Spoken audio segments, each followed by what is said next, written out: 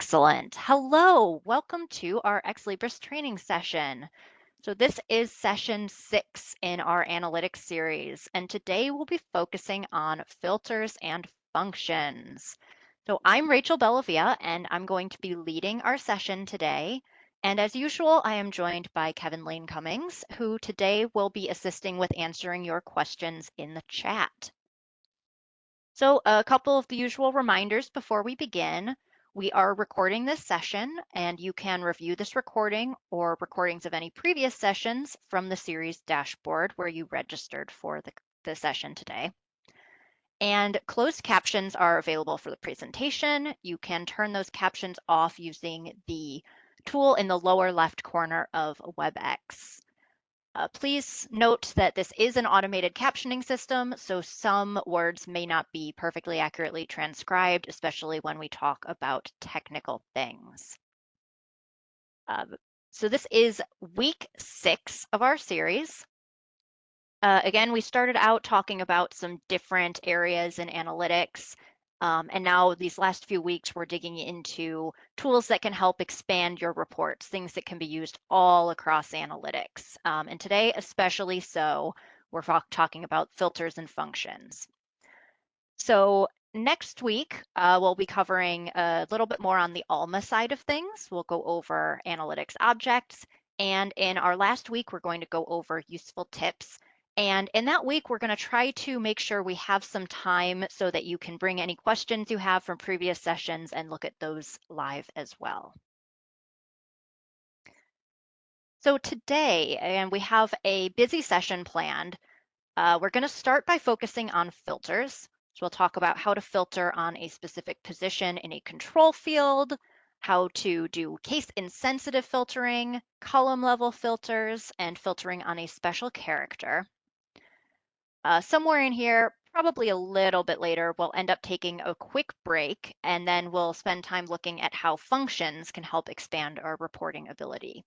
So we'll touch on cast, count, and case functions, and wrap it up with functions to concatenate multiple rows and apply regular expressions. So I'm going to turn off my camera now so you can focus on the screen, and we are going to get right into it. So the mark leader and 008 fields are available in analytics. So the first thing we're going to do today is look at how to filter for FRE in positions 35 through 37 of the 008 field. So this is indicating a language of French in the record. We'll also look at position 6 of the leader, filtering for C, which is type of record notated music. But before we get started in analytics, an important piece of information. The Library of Congress and analytics count field positions differently. So the Library of Congress starts with 0. So when you're looking at positions, it goes 0, 1, 2, 3. Oracle Analytics Server starts at 1. So for example, if Library of Congress here says that language is in positions 35, 36, and 37, in analytics, we need to look at positions 36, 37, and 38. So let's get right into it and hop on into analytics. So today we're focusing on a lot of functions, and I'm going to be moving pretty quickly through some of the actual building of our reports. That'll give me some time to actually focus and talk about the functions as I go through them. So I just want to remind you that please don't try to work along with me today, especially. Everything that I do here is written out in the exercises that you can find on the series dashboard. It's step by step in every possible detail. And then, of course, you can also review the recording then if you need. So I'm going to start by creating this report in the titles subject area, and I'm going to add some bibliographic details columns. Add MS ID, title, and our 008 and leader fields. and add some filters.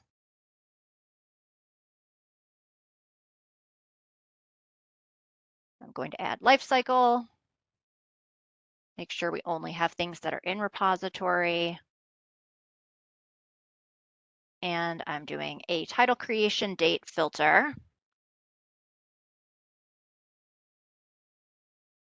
And this right now is a temporary filter that I'm using. It's going to help make sure the results are limited while I'm building my criteria. So later I'll delete this filter, but this is going to help make sure the report loads quickly while I'm working on it. So on the results tab, here we can see our fields that we've added to the report and that they're showing the full values in our Mark 008 and leader fields. So let's limit those to only the positions we want to filter on. So I'm going to go to my 008 column and edit the formula. So in this section, we're actually focusing on filtering, but what we're going to do is also add a function. So I'm going to click that function button and I'm going to go under the string folder and I'm going to choose the substring function. So what this function does is allow us to extract just a portion of the field in analytics. So if I click OK, it inserts it automatically into my column formula. So right now we want mark positions 35 through 37. So again, that means in Oracle, we need to start at position 36. So I'm going to put 36 in here. And we want 3 total characters. So I'll put 3 in. So right now we're going to take just position 36 of this field and display 3 characters of it. And up here, I can customize my heading for what I've selected. So I'm just going to say 008 language and OK. So over on our results tab, again, we can confirm that we've built this correctly. We're getting our 3 characters. And while I don't see my French value here, I see lots of ENG for English. So since I know I did this correctly, I can go back to the criteria and I'm going to add a filter on 008 language. And if I look at my dropdown, now it's just showing me these possible returned selected values from my function. And I can go down and choose my option, FRE. Perfect. Okay. And now I can remove my temporary filter and take a look at the results. There we go. So it looks like we are now retrieving things that have FRE in the 008 language. And at that point, we could also delete this column. So we have a filter. We don't really need this column anymore. But for now, I'm just going to leave it. And let me go save my report. I'm going to go to my shared folders, training environment, and I'll put it in my folder in our institution environment. So titles in French language. So we filtered for the French language. Let's now filter for that leader field, that type of record. So on our criteria tab, I'm going to edit this column formula. I am going to add a function. Going to go back to the string folder and again choose my substring. So we're looking for position 6 in this, which again in analytics means it's going to be 7. Just have to add 1. And we only need 1 character this time, so we can put 1 in here. And I'll customize the heading, leader type of record. Okay. And again, take a look at the results. There we go. We have a bunch of these showing up. We're starting with A, of course. And if I go back to my criteria tab, again, I can look at my filter and I can see just my selected values. And so I wanted notated music, which is a value of C in this field. So I can add my filter here. And if I go to the results tab, there we go. So now I should only be retrieving results that have FRE in the 008 or in the French language and C in our leader type of record field, which is notated music. So I can do a save as.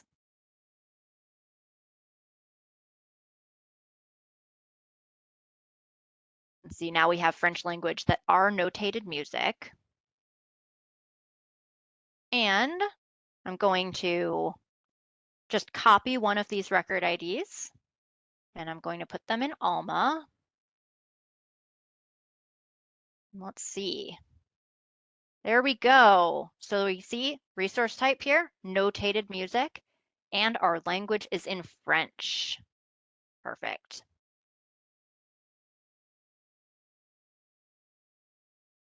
So our next example, this might look a little bit familiar if you were here last week, because we did something similar with our prompts.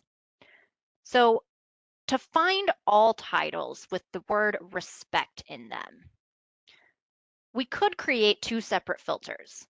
One that has capitalized respect and one that is in lowercase.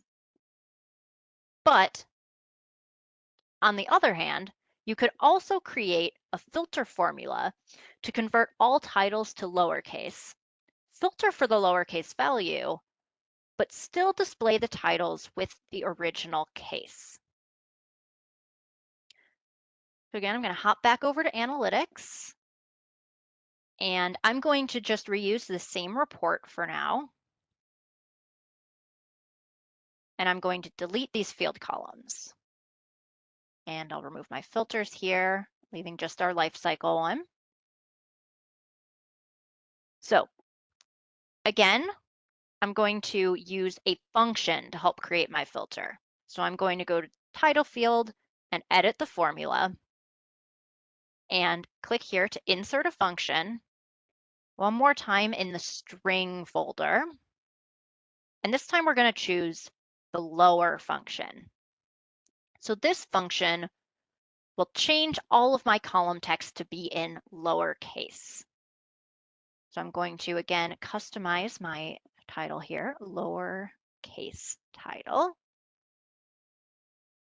And now that our function is inserted into this column, I can click OK, look at the results, and yes, we see all of our titles are appearing in lowercase. So back on the criteria tab, now that I've created this function, I can add a filter, and I'm going to make this a contains operator, and I'm going to put in my value of respect. Okay. And here we see in our filter text, right, it includes that lowercase function. And if we look at our results, now we see a lot of titles have been returned. We have respectable, we have le respecte more, a few respecting, lots of different things containing respect. But we want the original title to display. We don't want to see them all in lowercase like this. So now that we have our custom filter in place, we can delete this column. We don't need it anymore. And what we can do is re-add our title column. And then on our results tab, we'll see, so our filter is still returning this, even though it has a capital R, but we're still displaying it how we want. We're displaying the regular title, but it's going to return, you know, this one with a capital, this lowercase, all of these different results, all from that one filter. Okay. And we're going to kind of keep moving through these. For this next example, let's say we want to see how many overdue fines were paid in 2021 and 2022, but we want to show them in different columns next to each other. The problem is that if we add a filter on the report level, the values will be combined. We'll be filtering for both years at once. So what we can do instead is filter on the columns themselves. So this time, I'm going to go and create an analysis in our fines and fees subject area. Yes, I can leave. I don't need to save this one. All right. So I'm going to add the transaction amount column, and then I'm going to add the transaction amount column a second time. So I'm going to edit this first column. And what I'm going to do is choose this filter button. So what this button does is it lets me choose a different column to use as a filter for this one. I do want to note, this only works for measure columns. So columns that are already a calculation, like in this case, or we have our measure of transaction amount. So for this column, what I'm going to do is choose my transaction date. I'm going to choose transaction year. Here I have to double click, and then it's going to bring up my filter interface. And I can set transaction year equals 2021 and OK. So again, I'll click OK. And here we see that now our column has this filter in it. So we're filtering for transactions where the transaction year is 2021. So I'll click OK and peek at our results. So right now what we have is our first column is showing all 2021 fines and fees, whereas our second column is showing all fines and fees for all time. So back on the criteria tab, I'm going to use this second column to build the other half of my filter that I want. So I can edit the formula again and once again choose filter. And this time I'm going to open this fines and fees transaction folder and find, there we go, fine fee type. So here I can choose what type of fine and fee I'm looking at, and I want overdue fine. Okay, again, okay. We see it's in our column, and I can choose OK one more time. So again, looking at our results, right now, again, that first column is showing all fines and fees transactions of any type in 2021.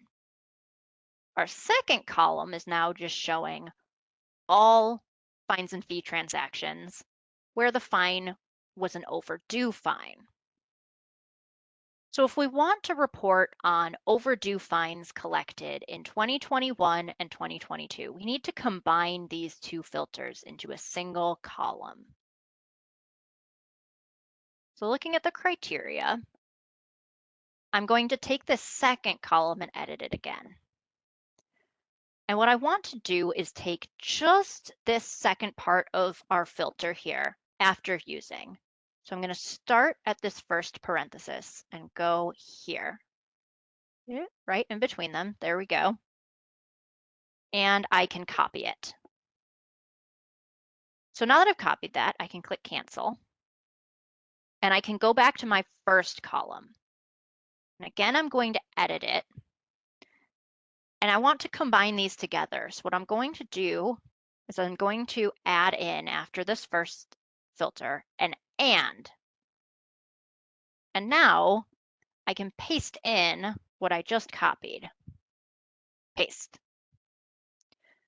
So now what this is doing is filtering our transaction amounts to be transaction year of 2021 and fine fee type of overdue fine. So now I can rename my column. I can rename this to overdue fines 2021. And now that I've built this combined filter, I'm going to copy this one.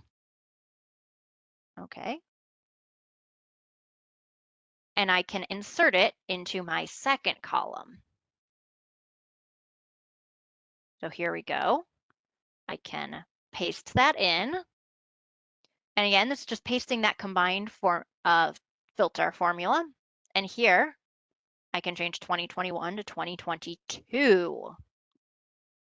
Again, we'll rename this. We'll call this overdue fines 2022. Okay. And let's take a look at the results. So here we go. Now we can see exactly how many overdue fine transactions occurred in 2021 and 2022. Again, this is a test environment, so it's a little bit silly to have such a big drop off, but perfectly normal for our environment. But you can kind of keep track of these here in your environment and see if there are any trends that you might want to pay attention to. And now that you've built these different columns, you can use the same exact process to add any other ones you might want, such as if you wanted to add corresponding columns for lost item replacement fees too. You could add another set for those. For now, I'm going to save my report again. Overdue fines collected 2021 and 2022. Okay.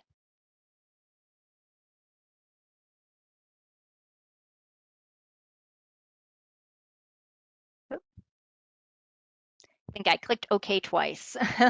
There we go. All right.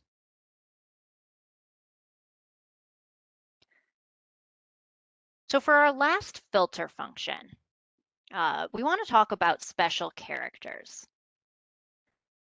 So in this scenario, I want to identify physical items that have a semicolon in the internal note 1 field. The problem is that putting a semicolon in the filter field doesn't work in analytics. So instead, what we'll do is use a SQL filter.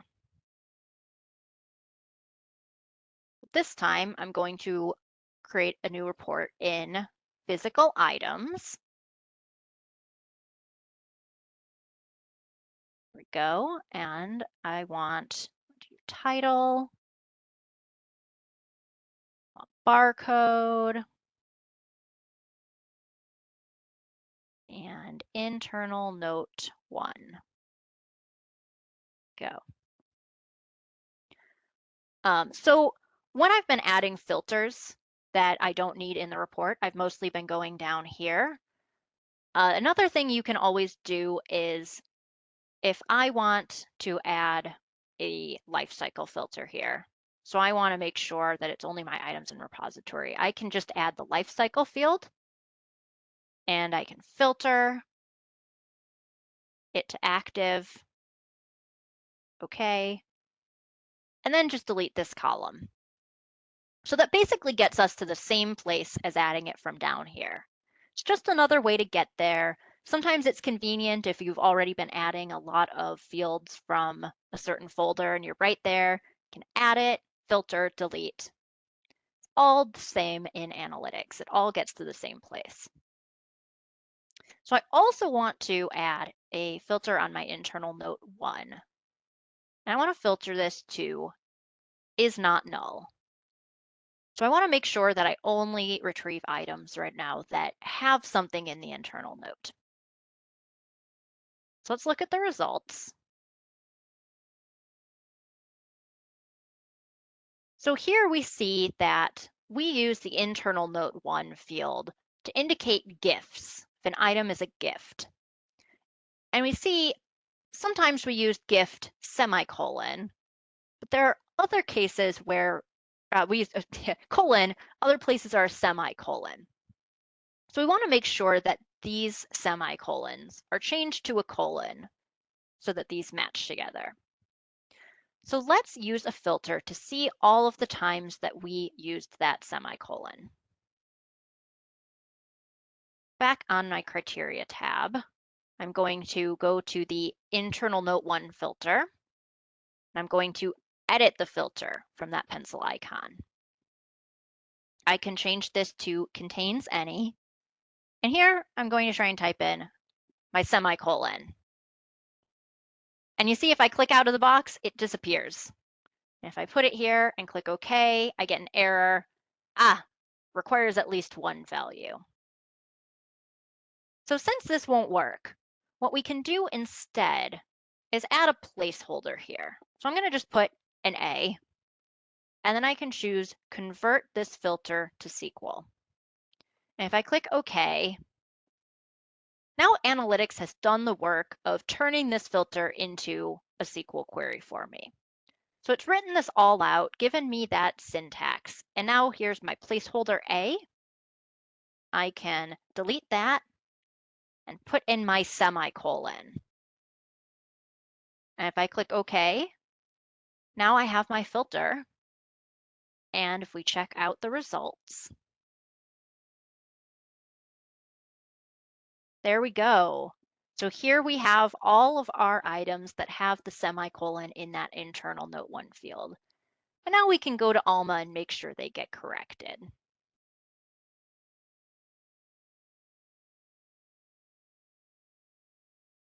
All right.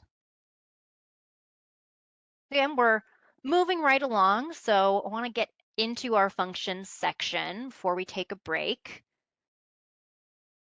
I've been keeping an eye on the chat. It's looked okay. I haven't seen many questions coming in, but please feel free to toss those in, and we'll be happy to address those if we can.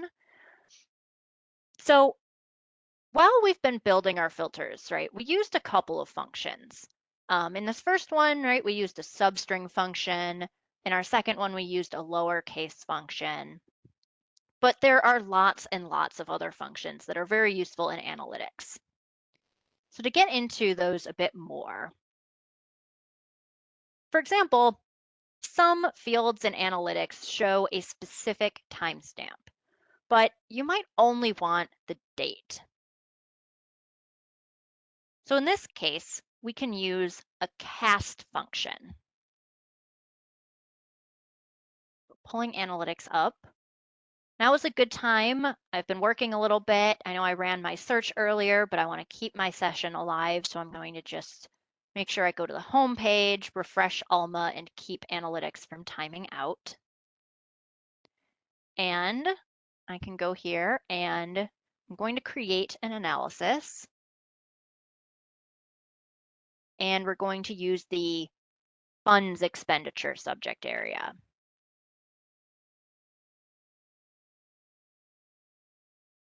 Okay. So here I'm going to go to my invoice line folder. And I want to add invoice number and invoice approval date. So what I'm going to do is I'm going to add a filter on this invoice approval date column. And I'm going to filter it to be greater than or equal to the beginning of 2022. I don't want these for all time. Okay. So you can see here, you might notice in this filter, I put in our date of 1/1/2022, but it also added in this timestamp here.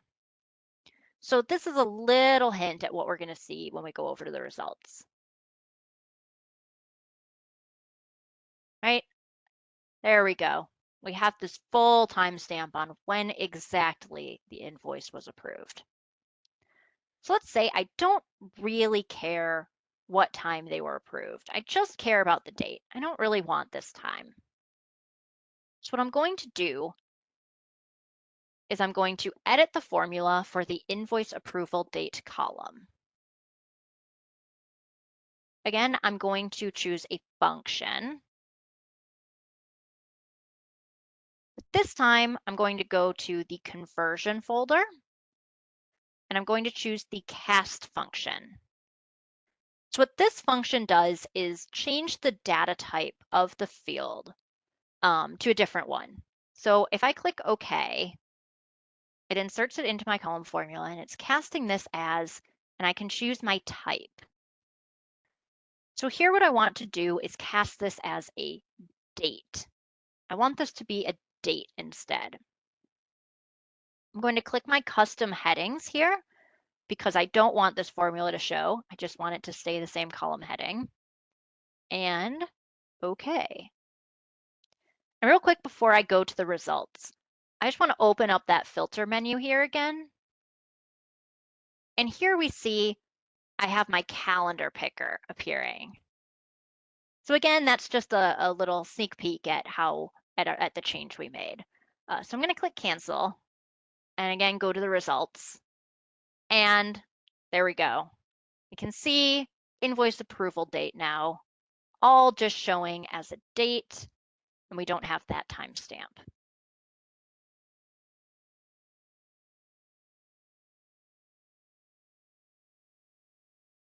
Okay.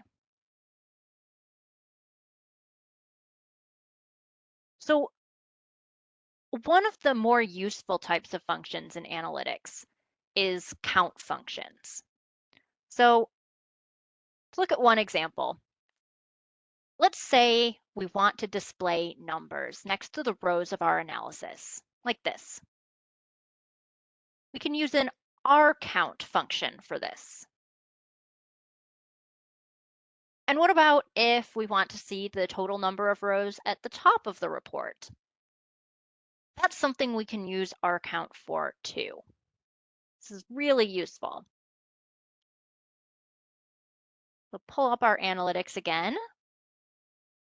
This time I'm going to work in e-inventory. Okay.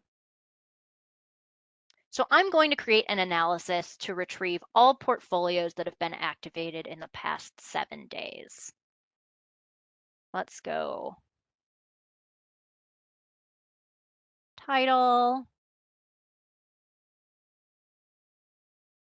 We can go portfolio activation date.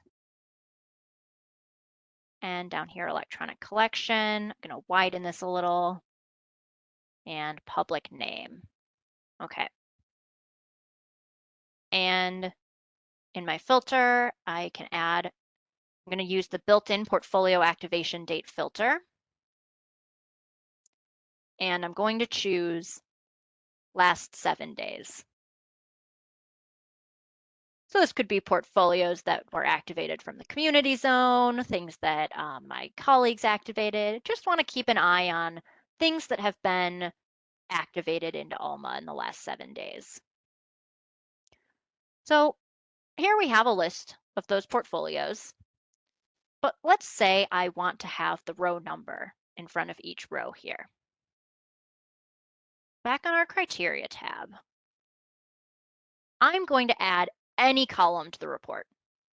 Any column at all. I'm just going to choose this first one because it's convenient, but it doesn't matter which column because I'm going to overwrite this column formula.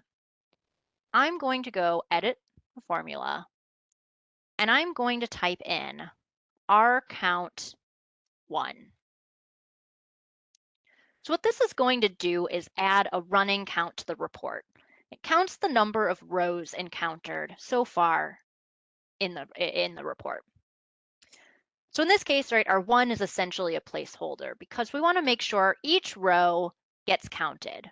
We're just going to count each row that appears in our report. So I can customize my heading here and type in row and OK. So I look at the results and here we're counting up each row. It's on the right side here. So I'm going to move it over to the left. And there we go. So now I have my rows showing. And I can save my analysis. It's going to be electronic. There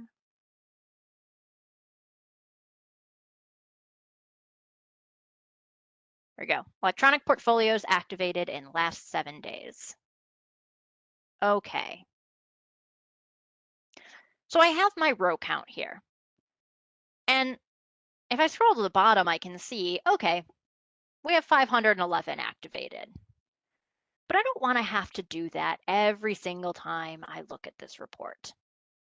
So what I'm going to do is I'm going to add another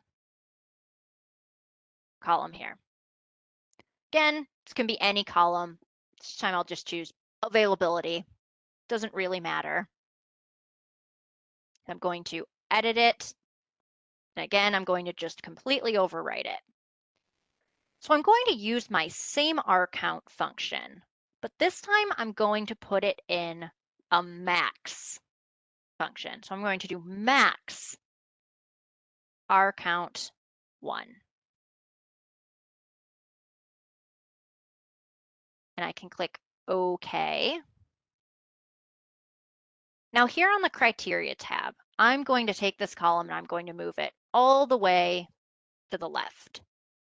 So for this next step, I need to know what position on our criteria tab in our columns here this column is in.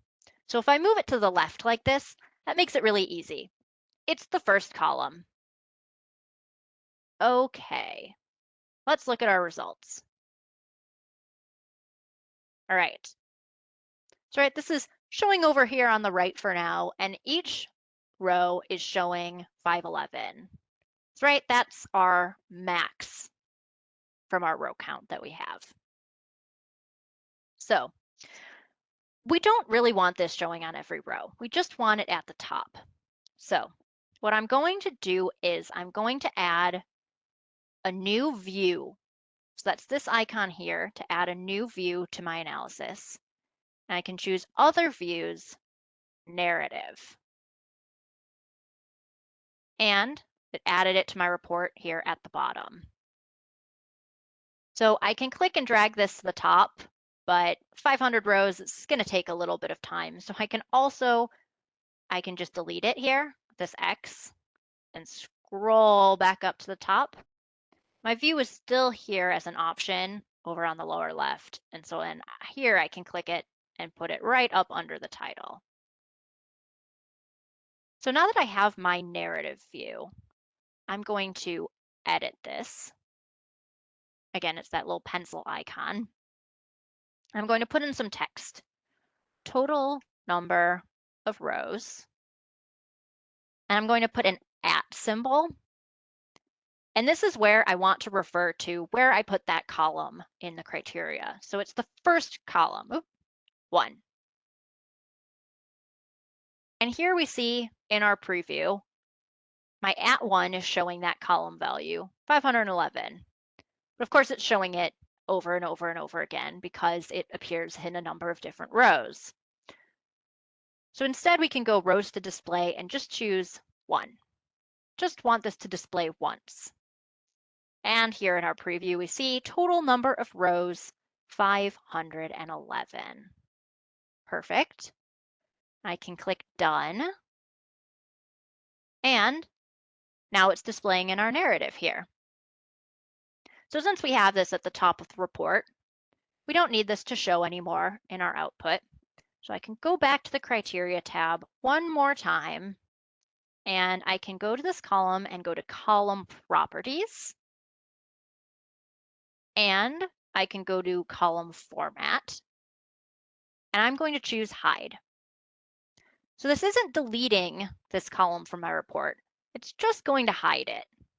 So now, if I go back to the results, I'm not seeing that column anymore, but I still have right here at the top my total number of rows. Perfect. All right. I'm going to save this report. And see, we're coming up on halfway through our time. So I think this is a good time to take a quick break. I'm not sure if there are any questions right now to answer, but if we take a break, go ahead, think what questions you have, and we'll come back. And if you have those, if you put them in the chat, we can take a look at those before we move on and dig into some more functions. So I'm going to just say, I'll give it a little bit longer, but it's 8:41 here. So let's just say we'll return at the 45. But I'll make sure we go a little slowly. So everyone go ahead and step away, take a quick break, move around, and we'll reconvene in just a few.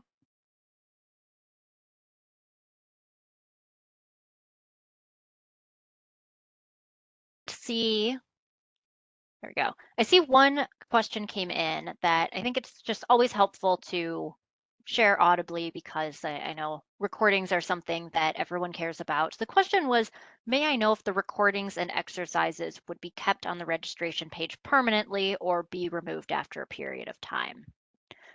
So they should be there semi-permanently, um, as in basically they'll be there until we give another round of sessions. So at that point, then you'll be able to sign up for live sessions and you can watch those recordings again. But yes, we should be keeping those up as long as they are current, basically.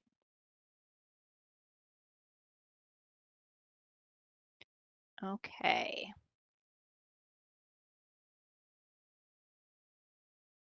So let's keep working here. Get back into it. All right. So we're going to keep talking a little bit about count functions.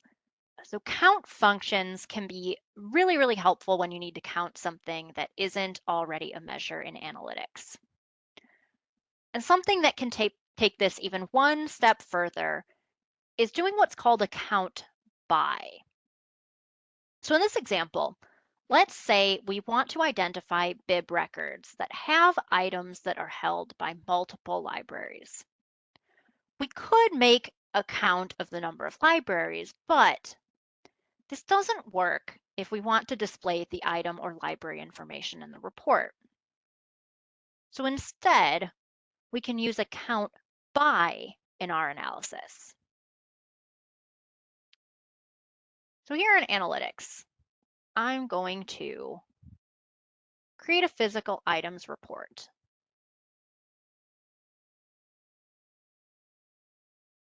And I'm going to add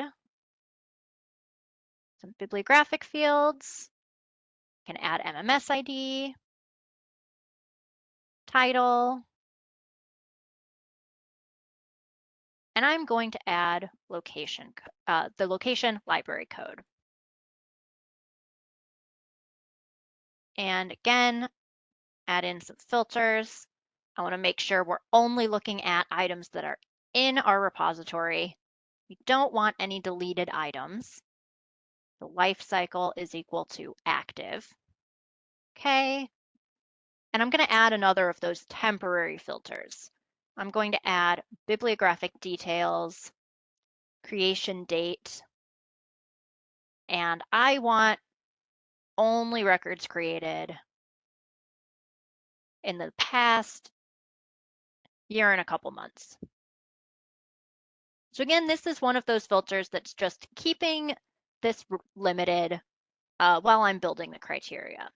So this is really helpful, especially if you have, if you're a pretty large institution and you have a lot of records. This just helps keep the set a little bit smaller while you're building your criteria so that you don't have to do a bunch of waiting. So if I go to my results tab, so I can see we have a few items in this set that are in multiple libraries. So right, this first title we see it's in our science and our main library. I have another item down here, same thing. It's in our science and main libraries, and this one it looks like is in 3 different libraries. So we want to know how we can identify just these records. Just find these records that are in multiple libraries. So back on my criteria tab, I'm going to edit my library code and I'm going to add a function. And this time I'm going to go under aggregate. And here we see a couple different count functions. In this case, I'm going to choose the second option here. This is count distinct, because what I want to make sure I know is how many distinct libraries an item is in, how many separate libraries. So if I click OK, we've added this into our column formula, and I can customize this to just be count of libraries. Okay. So if we go to the results, if we look at this now, okay, that first item we saw, we see it's counting 2 libraries. That's nice. That's great. But I no longer see what library it's in. What if I want to know the name of the library? Well, this count doesn't work very much anymore because with our library name here, when we're counting it, we just count 1 each time. So if we want to know how this works, we want to change how our count is working here. So let's see what we can do about that. I'm going to go back and I'm going to edit this column formula again. So remember, my goal isn't really just to count libraries. What I want is to see how many libraries there are per bib record. How many libraries does each bib record have an item in? So what I can do here is actually make that part of my formula. So inside my function here, I can add by, and then I can choose MMSID. So over here on the left, we have our subject areas folder selector, but also I have MMSID as a column in my report. So what I can do is go to the column section here and choose MMSID. So now what we're doing in this function is we are counting the number of library codes for each bib record. So if I click OK, on our results tab here, now we see where this had gotten to where these each said 1. Now we're showing a count of 2 libraries per bib record. And again, if we scroll down, we see here again 2 libraries per bib record. And here we see 3 libraries per bib record. So now that we have this count working, I can go back to my criteria tab and I can add a filter. So in this case, I can filter to only have where this count is greater than 1, aka where is our record in more than 1 library. I can click OK. And again, here I can remove my temporary date filter. Now I want to see all records. And if I go to my results tab, there we go. Now we see all of these different items that are held in multiple libraries. And because of how we've specified this count, it doesn't really matter if I want to add more info to the report. So let's say I want to also have barcode.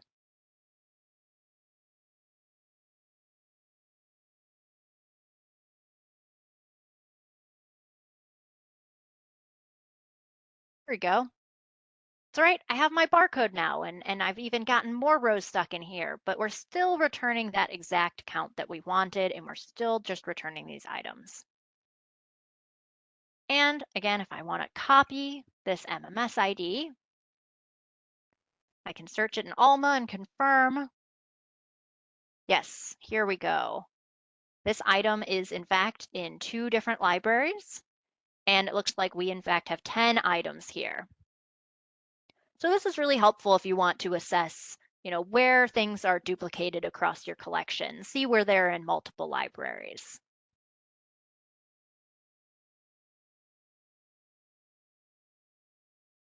So another type of function that can be used in all sorts of ways in analytics is a case function.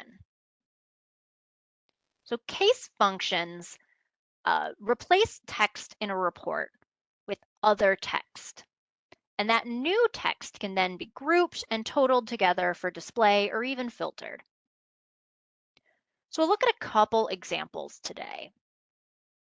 First, we'll look at loans by three different types of user groups: staff, students, and then other. Then we'll group together items that were returned a certain number of days late. But before we hop over to analytics, just an important note. So when we're writing these case statements, text fields need to be enclosed in single quotes. Number fields, on the other hand, don't need any quotation marks. So in analytics, I'm going to create a report. We're using fulfillment because we're looking at loans.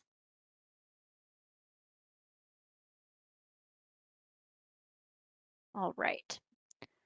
I'm going to go to borrower details, add user group, and I'm going to add loans not in-house, only loans that were loaned to a patron. So if we look at our results, you can see the names of our user groups here. So we have a few different types of students. We've got grad students, part-time students, undergrad students. We have some guests and alumni, and even this empty users that don't have a user group. So let's talk about organizing these into three main types: students, staff, and then other. So back on the criteria, here on my user group column, I'm going to add my function, and this time I'm going to go to expressions, and I'm going to choose case switch. So again, this has inserted it in. We have a few values to fill in here. So just to help as I'm building this out, I'm going to split these off into some separate rows just to break it up a little bit. So we're in case user group. When expression 2, here I can put one of my user groups. So I can put graduate student. And so when the user group is graduate student, what do I want it to be? I want it to be student. And then I can add another row like that here. I can type in when, and I can say undergraduate student. Then, so if it's an undergraduate student, well, I also want to say student. I want that to just be a student. Now, I'm not going to make you watch me type out all of those user groups we saw before. So I'm just going to copy a few of these in. Here we go. That's right. Part-time, also student. Faculty, that's staff. Academic staff, also staff. And staff is staff. So I have this else now, and this is where anything that didn't get captured above by what we've specified, I want this now to be other. Perfect. So now I have this whole case when statement that's giving all these specifications.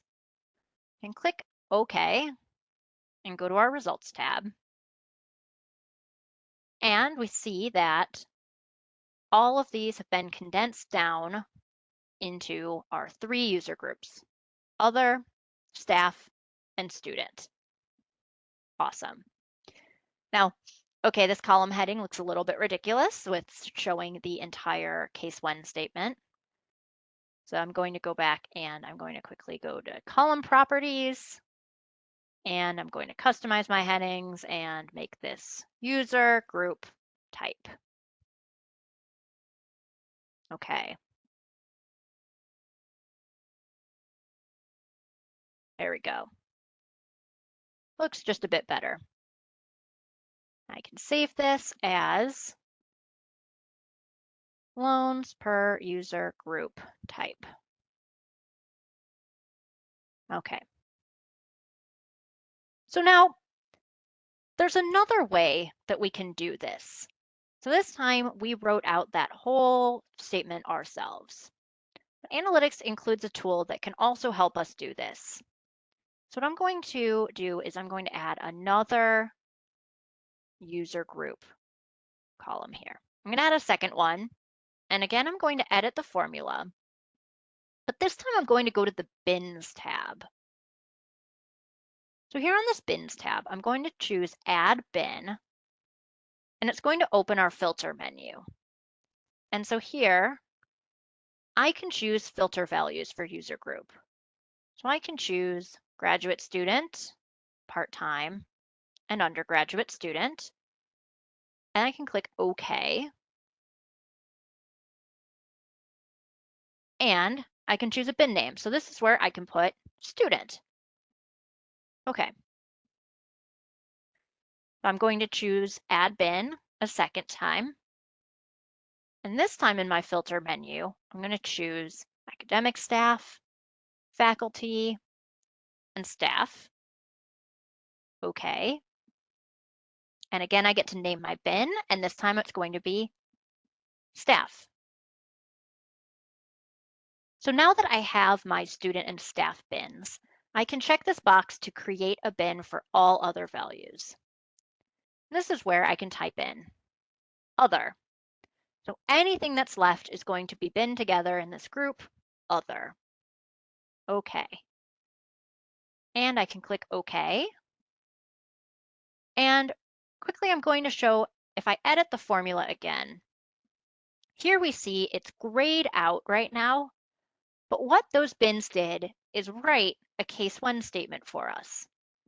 So again, case 1, user group. It looks slightly different here because we added these as a group together, but we've written essentially the same thing just by choosing those filters on that bins tab. Here I can just rename this to user group bins. All right. And if I look at the results,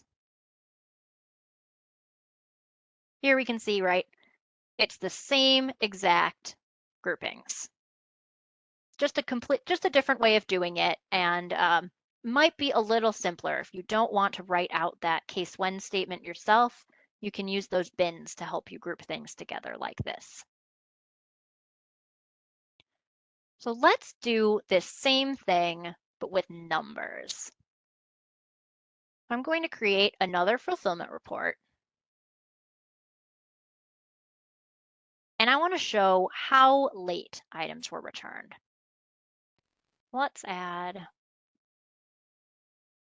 title.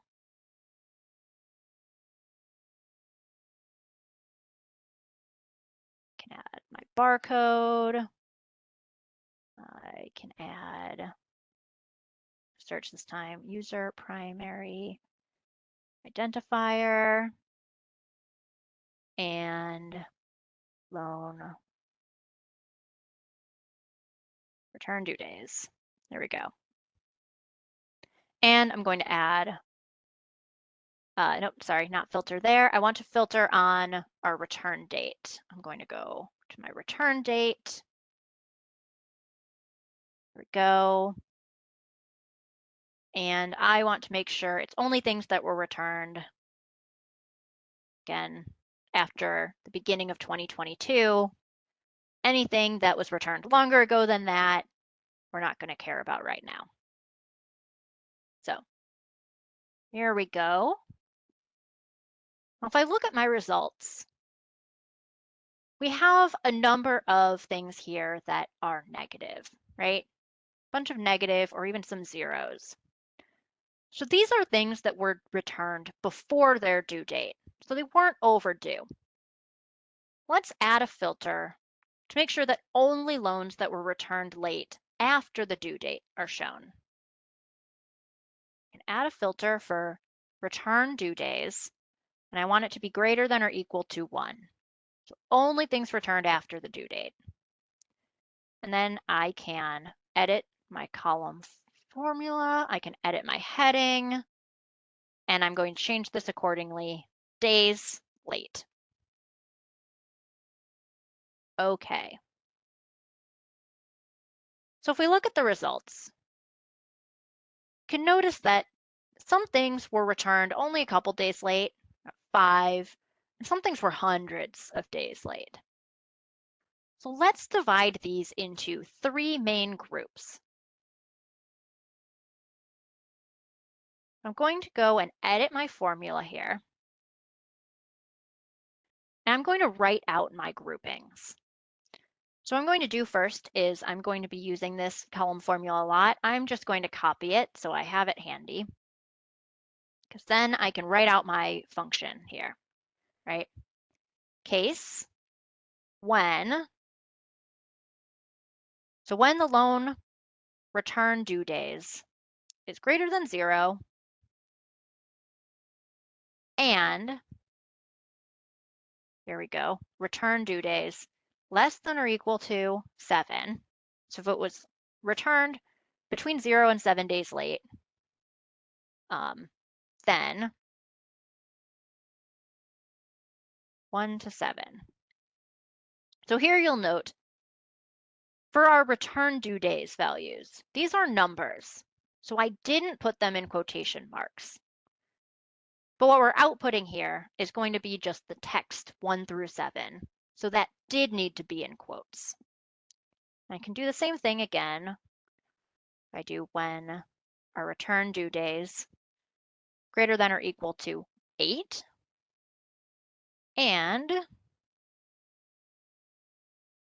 less than or equal to 31. Then that's going to be 8 to 31.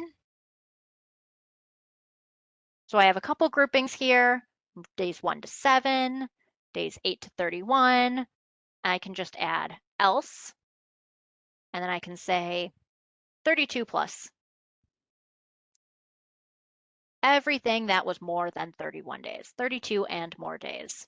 And lastly, I need to put end. Okay. My column is still custom. The headings are customized, so this will still be called days late. Okay. If we go to our results tab, now we can see that everything is sorted into our designated grouping. So now we can do whatever we want with this column. We can sort by it, do any other processing. In a couple weeks, our last session, we're going to be going over some useful tips in analytics. One of the things we'll be looking at is applying conditional text formatting. So for example, if we really wanted to highlight these loans that were very, very late, that's something that we'll learn how to do in a couple of weeks. So I've shown you a couple of different ways to make these case statements, both doing it manually and by using bins. Those bins are really helpful for constructing the statements, but sometimes you do need the written function. So I want to show a bit of an example of how that can work. So let's say in this report, we want to include the name of the borrower. So some patrons have a preferred first name added in Alma. And some users don't, right? We have a few that have a preferred first name here, but a lot that are empty. And those only have it in the regular first name field. They only have a name there. So let's say we want to show the first name, the preferred first name, when it exists. Otherwise, show the regular name. I'm going to go back to my criteria tab, and I'm going to just add another preferred first name column just to kind of demonstrate as I walk through this. So I'm going to edit my formula, and I'm going to go to that bins tab. And so first, I'm going to make a bin for preferred name is not null. So any user that has a preferred first name. It isn't empty. Okay. And I can just type in preferred name. Then anyone else, other name. Okay.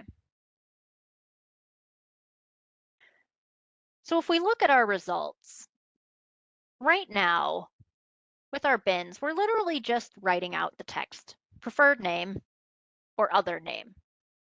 We can see it's doing it, right, if the user has a preferred name, but this isn't very helpful right now.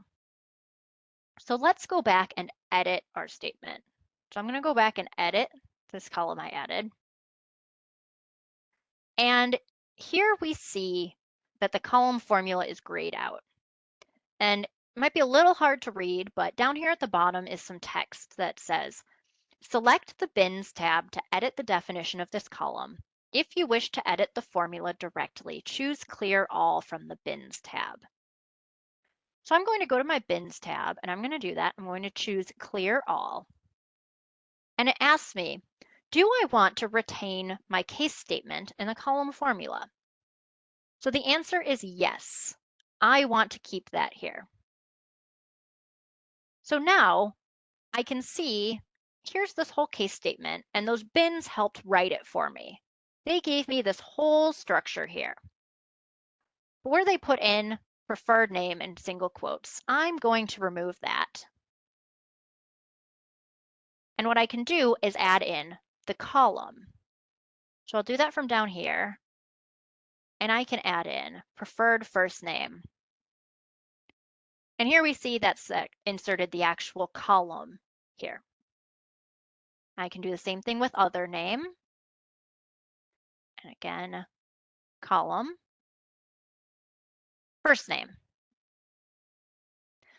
So now we've tweaked this case statement, and it's going to, when the preferred first name is not null, then show that data, show that preferred first name data. Otherwise, just show the first name.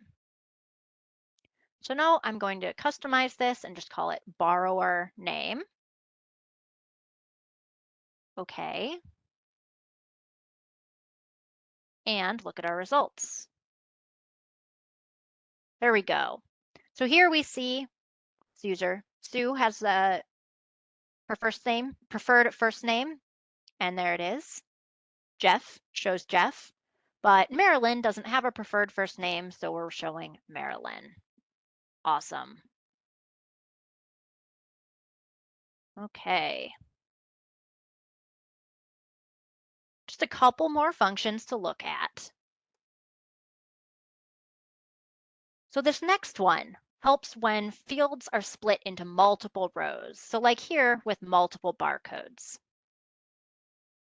If we want to put all of these barcodes onto their titles row, what we can do is edit the barcode formula. So I'm going to create a physical items report.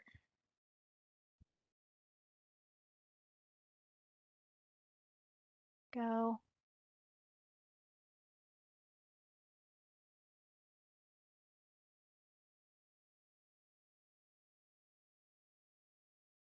Right? Record, barcode. I'm going to add another filter. This time I'm going to choose PO line creation date filter. And I want to report only on items that were ordered in our current fiscal year. Okay. So here we see, wait for this to load, there we go. So some of our titles here have a number of different barcodes. We want to condense those barcodes onto the single line with the title here. So what I'm going to do is I'm going to go edit the barcode column. And I'm going to paste in a column formula. And that looks like this. I want to pull it up and a little bit larger so that you can see it. Remember that this is included in the exercises. So there are a lot of pieces to this formula. We have this list ag here. This does the work of grouping the entries. Our evaluate aggregate here. This is a super function that lets us use this list ag function. We have some %1 and %2. These are just placeholders that refer to later in the formula. So %1 refers to our column. So this is our barcode column. And the 2 is referring to this pipe. This is the symbol that we're going to use to separate the barcodes. There's the section here on overflow truncate. This is just telling the function what to do if there are too many barcodes to join together. This is just saying, please cut it short and don't give us an error. And lastly, this whole thing is wrapped in one of those cast functions we talked about. And this is making sure that we have 4,000 characters of space so that we have lots of room for barcodes in our formula. So this is a really good example where you don't necessarily need to know how to write this function. You don't always need to know how to write a function yourself. Other users may have written functions and share them with you, like on the Alma listserv or in a community report. And as long as you know how to add them into your column formula, you can use them for your own reports. So for example, this one, if you want to use it for any other column, all you'll need to do is replace where that column is here. So you can just use this formula, copy and paste it, and just swap this out.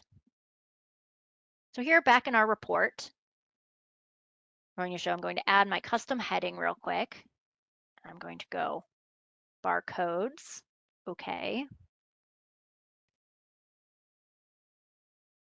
And here, if we go to our results, we see those 5 barcodes have now been aggregated together onto a single row, and they're separated by that pipe symbol.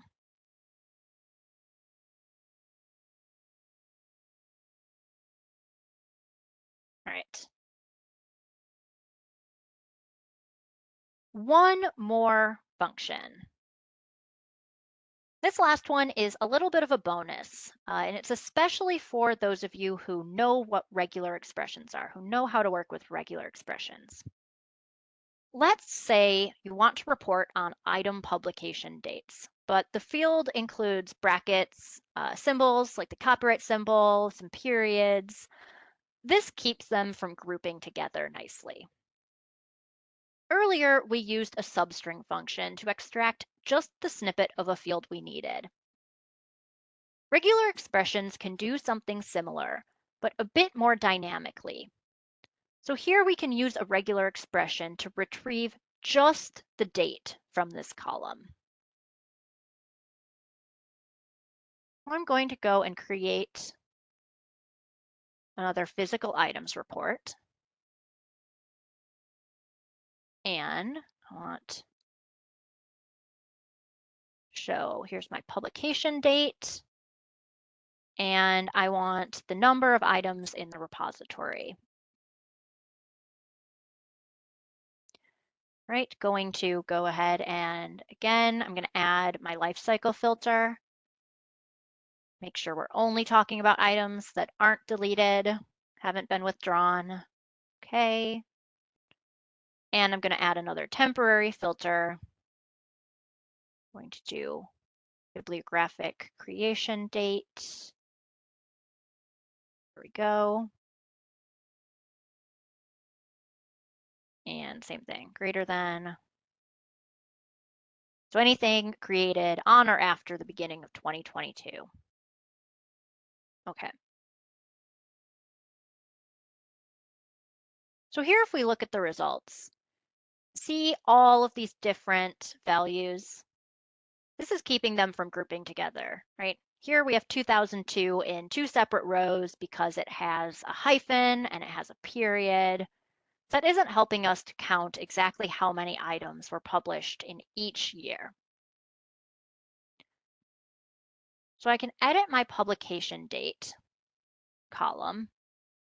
And again, I'm going to put in a formula.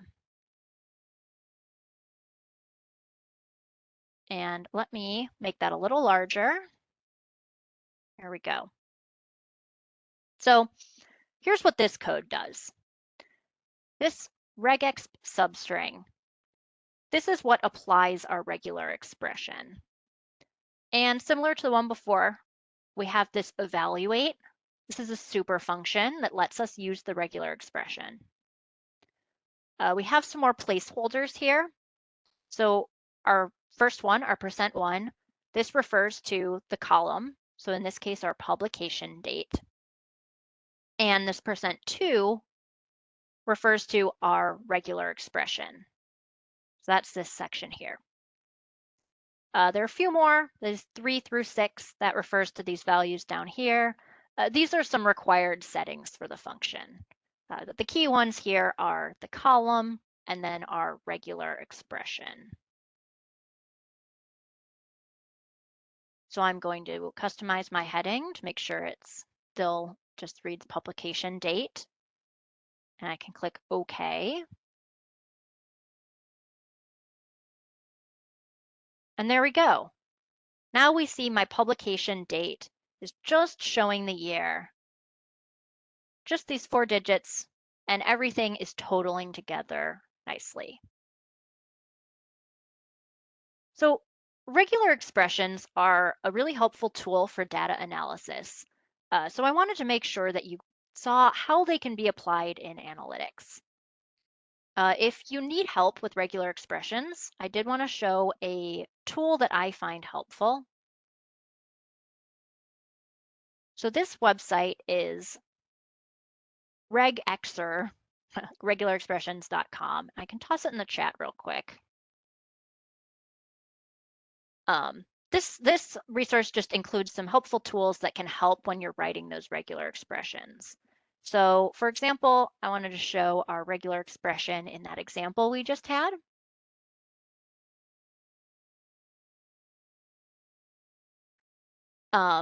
Here we go. So just showing real quick, all right, we want to match exactly 4 digits in a row. So that's a year, match 4 digits. And then we put these all in parentheses because that's the group that we wanted to capture and show in our analytics column. So again, just a helpful resource for working on regular expressions, and now you know how you can put those into a column in analytics. So speaking of resources, we of course have a lot more in our analytics documentation. We also have a lot of training videos that can be really helpful. And as usual, please feel free to reach out to our premium services team for custom training on analytics or any other parts of Alma. And always don't forget about the series dashboard, right? All of these exercises are written out and posted there. And we also have more links to other helpful resources. So next week, we'll be going over analytics objects, and Kevin will be back talking with you again next week. We'll be swapping roles again. So next week, we will be talking about how to create these various objects, right? We've been working in Oracle Analytics Server, building reports and dashboards. And so next week, we'll talk about making those available to staff in Alma. Kevin will be leading us next week through that, through making widgets, dashboards, scheduled emailed reports, and scheduled reports to an FTP server. As always, thank you so much for being here. Please fill out the survey after the end of the session. We appreciate all your feedback and use those to continually tweak these sessions to try and make them as best as we can. So thanks. Have a great day.